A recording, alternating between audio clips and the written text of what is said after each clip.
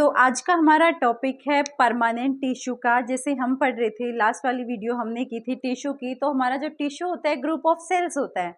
तो टिश्यू के अगर पार्ट्स की बात करें तो meristematic tissue and the permanent tissue. तो आज हम पढ़ने वाले हैं permanent tissue. Permanent word means cells get permanent and can't divide. Permanent tissue का मतलब होता है कि उसमें डिवीजन की कैपेबिलिटी नहीं होती है। परमानेंट में वो प्लांट की ग्रोथ में हेल्प नहीं कर सकता है। प्लांट क्योंकि जो परमानेंट टिश्यू होते हैं वो परमानेंट हो जाते हैं, वो हेल्प नहीं करते हैं। रादर देन मेरिस्टेमेटिक टिश्यू, कि मेरिस्टेमेटिक टिश्यू के पास कैपेबिलिटी होती है डिवाइड करने की, डिवाइड करता जाता है, प्लांट की ग्रोथ इंक्रीज होती जाती है, उसमें हेल्प कर सकता है। सो मेरिस्टेमेटिक टिश्यू के पास डिवीजन की कैपेबिलिटी नहीं होती है, पर बहुत सारे फंक्शंस होते हैं जो परमानेंट टिश्यू क्रिएट कर सकता है। सो अगर परमानेंट टिश्यू की बात करें तो परमानेंट टिश्यू के भी दो टाइप होते हैं, simple permanent and then complex permanent. Simple permanent tissue के पास भी दो टाइप्स होते हैं, वो होती है sportive tissue and the protective tissue. तो हम बात करने वाले हैं स्पोर्टिव टिश्यू की। स्पोर्टिव टिश्यू के पास होते हैं तीन टाइप्स परमानेंट टिश्यू के। सिंपल परमानेंट टिश्यू के जो सिंपल परमानेंट टिश्यू है उसके पास होते हैं थ्री टाइप्स। उसके जो थ्री टाइप्स है वो है parenchyma, collenchyma and then sclerenchyma. Parenchyma, collenchyma, sclerenchyma. जो पैरेन्काइमा, कोलेन्काइमा, स्क्लेरेन्काइमा होती है ये सेल्स होती है परमानेंट टिश्यू की। परमानेंट टिश्यू के भी स्पोर्टिव पार्ट की, परमानेंट टिश्यू के भी स्पोर्टिव पार्ट की सेल्स होती हैं parenchyma, collenchyma and then sclerenchyma. अगर पैरेन्काइमा की बात करें तो कुछ इस तरीके की अरेंजमेंट सेल्स में पाई जाती है। इंटरमोलिकुलर स्पेस, लूजली पैक्ड होती हैं। स्पेस तो तभी प्रेजेंट होगा जब जो सेल्स होती हैं वो बिल्कुल लूजली पैक्ड होंगी। पैरेन्काइमा की जो सेल्स होती है उनमें इंटरमोलिकुलर स्पेस, सेल्स के बीच में थोड़ा थोड़ा सा स्पेस पाया जाता है।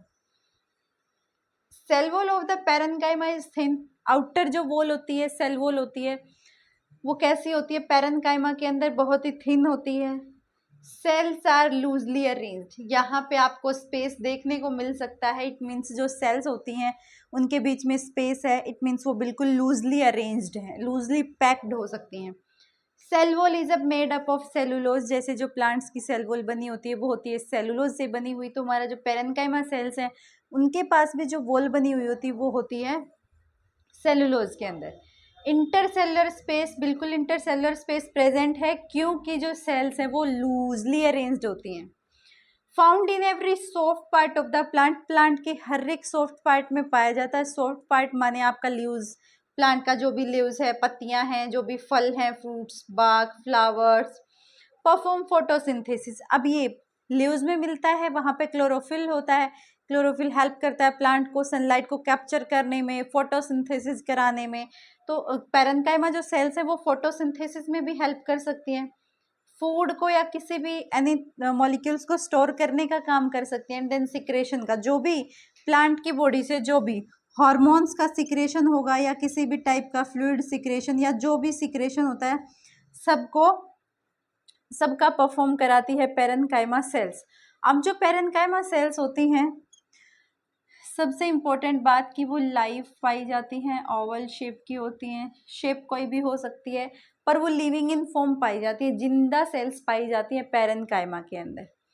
सेकेंड है कोलेन्काइमा। कुछ इस तरीके की कोलेन्काइमा की अरेंजमेंट होती है। यहाँ पे इंटरमोलिकुलर स्पेस हो भी सकता है, नहीं भी हो सकता। अगर होगा तो वो ना के बराबर ही होगा, बहुत कम होगा। तो अगर सबसे पहले स्ट्रक्चर की बात करें तो इसका जो ये कैसी पाई जाती है, ये भी लिव इन फॉर्म पाई जाती है। लिविंग फॉर्म में, जिंदा फॉर्म में पाई जाती हैं ये सेल्स, क्योंकि सेल्स डेड भी होती हैं, सेल्स लिविंग भी होती हैं। तो ये वाली होती है living cells, parenchyma and collenchyma. अगर इनकी सेल वॉल की बात करते हैं तो इनकी एक सेल वॉल प्रेजेंट होती है इनके पास। सेल वॉल में, सेल के अंदर एक ये कुछ ऐसा स्ट्रक्चर पाया जाता है जिसको नाम देते हैं वैक्यूल, जहाँ पे फूड की स्टोरेज होती है। वैक्यूल में फूड की और बहुत सारा मटेरियल भरा हुआ होता है। प्लांट्स की सेल में जो वैक्यूल्स होता है उसमें बहुत सारा मटेरियल, वो सेल के किसी काम का नहीं होता है पर वो सेल का मास क्रिएट करता है। यहाँ पे पैरेन्काइमा में हमने बात की थी कि जो सेल वॉल्स होते हैं या किनारे, जिनको कॉर्नर्स बोलते हैं, वो बहुत ही थिन होते हैं। तो कोलेन्काइमा में थिक होते हैं, मोटे मोटे जो कॉर्नर होते हैं, कॉर्नर से वो चीज़ मोटी मिलेगी आपको। फंक्शंस की बात करें तो कैरेक्टर्स की बात करें तो cell wall of collenchyma is thick at a broader irregular देखो ऐसे इधर इधर ये वाला इरेगुलर बहुत मोटी मोटी सी, यानी कि ये जो है थिक कॉर्नर्स थिक होते हैं। वेरी लिटल और no space present between the cells के बीच में स्पेस हो भी सकता है, बहुत कम होगा और नहीं भी हो सकता है। Cell wall is made up of pectin and hemicellulose. अब यहाँ पे हमने पढ़ा था कि पैरेन्काइमा की जो सेल्स होती है वो सेलुलोज से बनी हुई होती हैं, कोलेनकाइमा में जो सेल्स होती है वो पैक्टिन बिग सब्सटेंस होता है, एंड देन हेमीसेलुलोज की बनी हुई होती है। अगर कोलेनकाइमा की सेल्स की बात करें तो कहाँ कहाँ मिलती है? प्लांट में जो पेटियोल होता है, लीव्स होते हैं और जो यंग स्टेम होती है वहां पे मिलती है collenchyma cells. And then next आती है स्क्लेरेनकाइमा। स्क्लेरेनकाइमा का सबसे मेन कैरेक्टरिस्टिक या फंक्शन बोल सकते हैं कि स्क्लेरेनकाइमा डेड सेल्स होती हैं। जितना भी किसी भी प्लांट का जो हार्ड पार्ट बनता है, हार्ड पार्ट यानी कि जो उसकी वो वुडी वाला एरिया होता है, वो सारा बनाने का काम होता है स्क्लेरेनकाइमा टिश्यू का। तो स्क्लेरेनकाइमा टिश्यू के पास जो सेल्स होती हैं वो डेड होती हैं। जैसे हमने पैरेन्काइमा में पढ़ा था सेलुलोज, यहाँ पे हमने पढ़ा था पैक्टिन हेमीसेलुलोज। तो स्क्लेरेनकाइमा में जो सेल्स होती हैं वो बनी होती हैं लिग्निन की, वो बनी हुई होती हैं लिग्निन की। कोई भी इंटरमोलिकुलर स्पेस अंदर प्रेजेंट नहीं होता है। वहीं पे स्क्लेरेनकाइमा सेल्स के बीच में कुछ ये सा स्ट्रक्चर पाया जाता है जिसको बोलते हैं ल्यूमन। अब इसकी जो सेल वॉल होती है बहुत ही थिक होती है, मोटी होती है। सेकेंडरी सेल वॉल, दो टाइप की सेल वॉल होती है, primary cell wall and then secondary cell wall.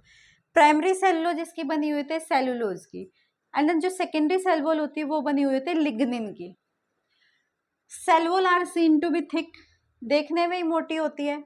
No intercellular space, कोई स्पेस प्रेजेंट नहीं होता। मेनली फॉर्म्ड ऑफ लिग्निन की बनी हुई होती है। Found in mature part of the plant like woody plants. Plant के जितने भी मेच्योर पार्ट होते हैं, इसका एक मोस्ट इंपॉर्टेंट एग्जाम्पल पूछा जाता है कोकोनट ऑफ हस्क, कि कोकोनट ऑफ हस्क बनाने में कौन सा टिश्यू काम करता है, कौन तो परमानेंट टिश्यू काम करता है, उसकी सेल्स कौन सी काम करती हैं? स्क्लेरेनकाइमेटिक सेल्स। नारियल का जो आउटर कवरिंग होती है वो बनाने में, कोकोनट ऑफ हस्क बनाने में काम करता है sclerenchyma tissue. Sclerenchyma produce permanent tissue. ये क्या करता है? ये परमानेंट टिश्यू को प्रोड्यूस करता है। साथ में कोलेनकाइमा भी क्या करता है? परमानेंट टिश्यू को प्रोड्यूस करता है। कहाँ कहाँ प्रेजेंट होता है? लॉन्ग, कैसे कैसे प्रेजेंट होता है? लॉन्ग नैरो सेल्स, और इसके पास जो प्रोटोप्लाज्म पाया जाता है वो डेड प्रोटोप्लाज्म है। तो ये है हमारे कुछ सिंपल परमानेंट टिश्यू के parts, collenchyma, parenchyma and sclerenchyma. तो तीनों के तीनों प्लांट के पार्ट्स में प्रेजेंट होते हैं। जैसे हमारी बॉडी में बहुत सारी सेल्स होती हैं और मिलके एक साथ फंक्शंस को परफॉर्म कराती हैं, उसी तरीके से प्लांट्स की जो प्लांट का जो स्ट्रक्चर होता है, प्लांट की जो बॉडी होती है वो भी टिश्यू से मिलके बनी है। और टिश्यू डिफरेंट टाइप के टिश्यूज पाए जाते हैं, meristematic tissue, permanent tissue. And then अगर मेरिस्टेमेटिक टिश्यू की बात करें तो मेरिस्टेमेटिक टिश्यू के पास होते हैं 3 पार्ट्स होते हैं। उसके होता है apical meristematic tissue, then intercalary meristematic tissue and then lateral meristematic tissue. Apical meristematic tissue present होता है बिल्कुल टिप पे। सपोज कि यहाँ पे ये कोई प्लांट है, इसकी जो स्टेम ग्रो कर रही है यहाँ पे प्रेजेंट होता है एपिकल मेरिस्टेमेटिक टिश्यू। देन जहाँ से नोड्स बनना स्टार्ट होते हैं प्लांट के, वहाँ पे ये टिप पे प्रेजेंट है तो प्लांट को ऊपर लेके जाएगा, ग्रोथ कराएगा। अगर टिप से ही हम काट देते हैं, अगर टिप को ही काट दिया, एपिकल मेरिस्टम को काट दिया, तो रूट्स भी ग्रो नहीं कर पाएंगे, क्योंकि ये क्या काम करता है? स्टेम को ग्रो कराने का काम करता है। जब ये टिश्यू प्रेजेंट होगा तभी स्टेम ग्रो कर पाएगी, नीचे रूट्स भी ग्रो कर पाएंगे, क्योंकि उनको ज़्यादा से ज़्यादा वाटर का एब्जॉर्प्शन करना है प्लांट की ग्रोथ के लिए, प्लांट को मैच्योर कराने के लिए। वहीं पे बात करते हैं इंटर कैलरी टिश्यू की। तो इंटर जो कैलरी टिश्यू है, जहाँ से प्लांट में इंटर नोड्स स्टार्ट होती है, नोड्स वाला पोर्शन होता है, वहाँ से अगर प्लांट को कट कर देते हो तो ब्रांचिंग ही नहीं आएंगी, इंटर कैलरी टिश्यू काम ही नहीं करेगा। अगर बात करते हैं लेटरल मेरिस्टम की, तो लेटरल मेरिस्टम प्रेजेंट होता है बिल्कुल बेस में, प्लांट के बेस में, कि एक छोटा पौधा है बिल्कुल इतना पतला सा, इतना होता जा रहा, उसके बाद उसकी ग्रोथ इतनी बड़ी हो जाती है, एक ट्री बन जाता है, इतना बड़ा हो जाता है कि वो आप ऐसे पकड़ नहीं सकते हो आप उसको। तो वहाँ पे काम करता है इंटरकैलरी टिश्यू। तो मेरिस्टेमेटिक टिश्यू के पास कैपेबिलिटी होती है प्लांट को या सेल्स को डिवाइड कराने की। जैसे ही डिवीजन होगा ग्रोथ बढ़ेगी, जैसे ही डिवीजन हुआ इंटरकैलरी से इंटरनोड्स आना स्टार्ट हुई, जैसे ही डिवीजन हो रहा है ग्रोथ इंक्रीज हो रही है। तो मेरिस्टेमेटिक टिश्यू हमेशा उसके पास कैपेबिलिटी होती है, अच्छे तरीके से वो डिवीजन कर सकता है, प्लांट को ग्रो कराने में हेल्प करता है। वहीं पे परमानेंट टिश्यू में हमने पढ़ लिया कि कौन कौन सी सेल्स प्रेजेंट होती हैं, क्या क्या काम करती हैं। मेन बात कि इसके पास डिवीजन की कैपेबिलिटी नहीं होती है। ऐसे ही अगर स्पोर्टिव की जगह हम प्रोटेक्टिव टिश्यू की बात करते हैं, तो प्रोटेक्टिव टिश्यू में प्रेजेंट होते हैं एपिडर्मिस एंड कॉर्टेक्स। टिश्यू में प्रेजेंट होते हैं एपिडर्मिस और नाम देते हैं हम कॉर्क। तो एपिडर्मिस जैसे हमारी स्किन की अपर वाली लेयर होती है कि हमें हर इन्फेक्शन से बचाती है, एज ए बैरियर काम करती है, तो ऐसे ही प्लांट में प्रेजेंट होती है एपिडर्मिस, बिल्कुल बाहर वाली, बिल्कुल outer layer, as a protective काम करती है। क्योंकि अगर जहाँ पहले प्लांट को कोई नुकसान होना होता है तो सबसे पहले एपिडर्मिस सेल्स के पास होता है। सपोज कि मच्छर ने हमें काट लिया तो हमें खुजली यहाँ पे होती है स्किन के बाहर वाली एरिया में, वहाँ पे एपिडर्मल सबसे आउटर कवरिंग होती है, तो वो एज ए जम के इन्फेक्शन से बचाती है, किसी भी टाइप की इंजरी से बचाती है। तो जो एपिडर्मिस लेयर होती है वो एज अ प्रोटेक्टिव टिश्यू काम करती है। उसमें प्रोटेक्टिव टिश्यू में एपिडर्मिस सेल्स होती है, एपिडर्मल सेल्स होती हैं।